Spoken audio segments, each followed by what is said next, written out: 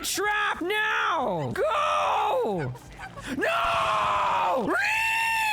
That was not for you, Centipede. That was for the Cappuccino Pea. I'm going to show you exactly how to access a secret area in Bugsnax from the Isle of Bigsnax DLC, and that's also where you can find a secret Bugsnax, the Cappucceetle. First things first, we need to get ourselves the triangle key. I'm going to show you exactly how to get this. So right now, you can see we are in Broken Tooth. We are at the camp. We're going to start from this campfire here. You're going to use the trip shot, and you're going to transfer the fire here. We're going to try to transmit the fire from section to section all the way over to the end. Once the fire is transferred here, we're going to take the trip shot once again, and we're going to transfer the fire all the way over here. And as you can see, step by step, we will be transferring the fire from one sconce to another. From this sconce, which you could jump up these stones to get there, we would transfer the fire from here down there to that sconce, as you can see, using the trip shot again, of course. From this sconce to there, and then from this sconce to here, from this sconce to here, from this sconce to the one over here. Now, when you get here, you're going to notice that this door is locked. It will be closed for you. It will not be open. And you can see there's a sconce right there, but you do not have direct line of sight with the trip shot to be able to fire to that sconce over there. It's not possible. So what you need to do, put your trip shot there and send it over to that campfire.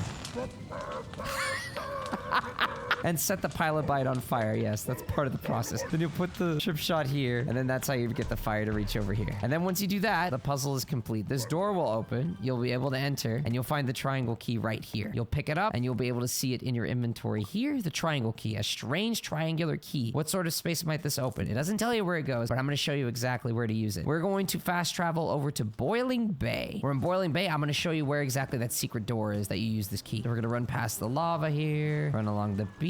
Don't get burned. Don't get frozen by the bopsicle. There's a couple ways to get there, but one quick way to do it is we're going to take a launch pad.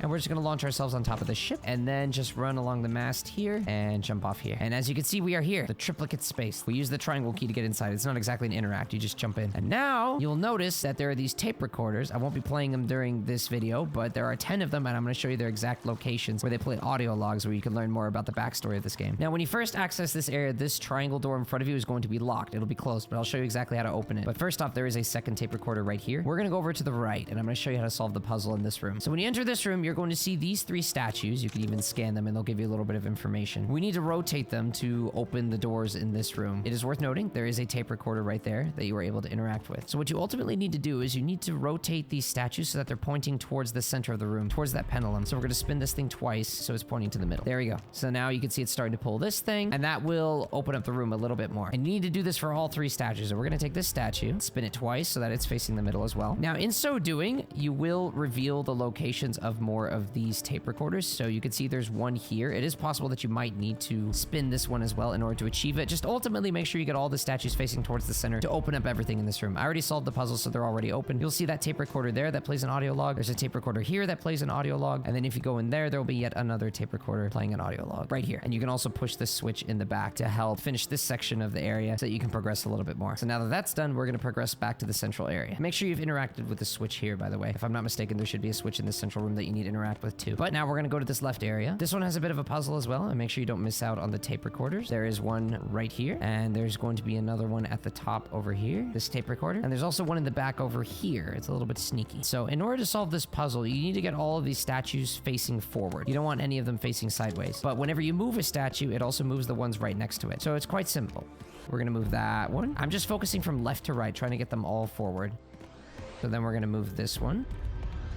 And bam, just by moving this one, they'll all be facing forward on this side. So now we're going to move over to this side. We don't want to move this because that one's already facing the right direction. So we're going to go ahead and start from here. Just kind of focus on trying to get them moved from the adjacent point of view rather than directly.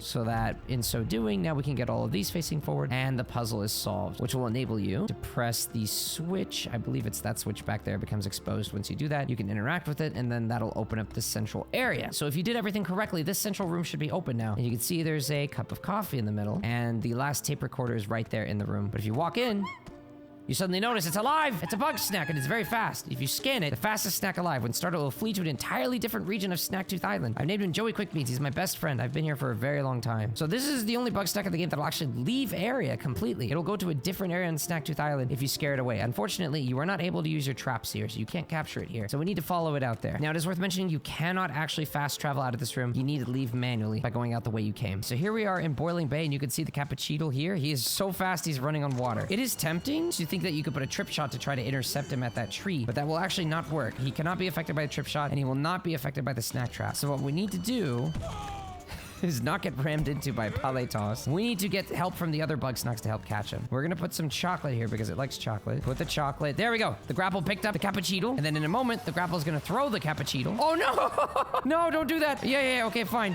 Now throw him. There we go. And now as you can see, the Cappucceetle is capturable. You can just use your net.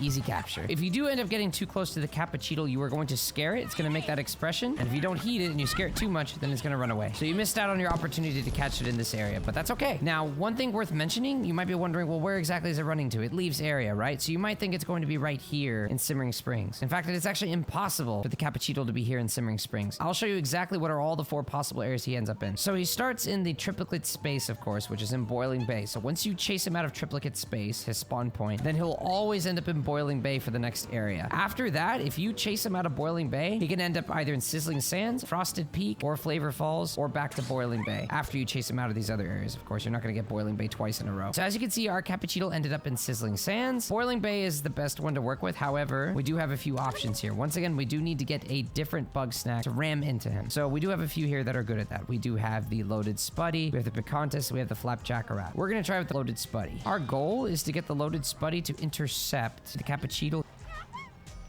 Well, that works. I was going to intercept the path, but sure, good job, Spuddy. I just had to hold this guy in place. GG. And that's how you get the Cappucceetle in the Sizzling Sands. Cappuccetle's spawn point in Frosted Peak is up here along that path. Now, Frosted Peak is a little bit glitchy with the beetle. He always stops right there for some reason. So you might be tempted to think we could use the Scoopy Banoopy. If you start putting chocolate, you can get these two to touch, but there's a problem. If you freeze him, it's some kind of weird bug. The ice block that he was in will stay up here, but the Cappucceetle will actually fall through the mountain. So you cannot use the Scoopy Banoopy in a frozen state to try to capture the Cappucceetle. So we need to melt the Scoopy Banoopy first. So we're gonna bring the Scoopy Banoopy over here. Scoop, scoop. All right, good. He's melted. Oh, watch out.